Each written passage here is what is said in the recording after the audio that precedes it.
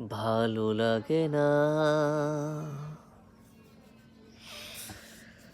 ভালো লাগে না, এই সময় এসে আমার কিছু ভালো লাগে না।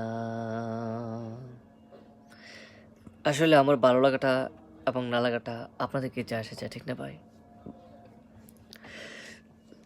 এত দুঃখ, এত যন্ত্রণা,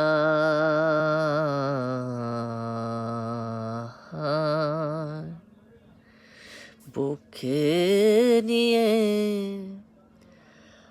আছি আমি, এত যন্ত্রণা, এত কষ্ট ভরা, আমি যে কি সুখে আছি কেউ তো জানে না,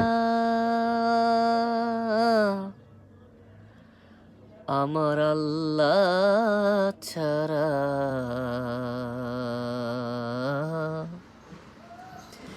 কেউ বুঝবে না।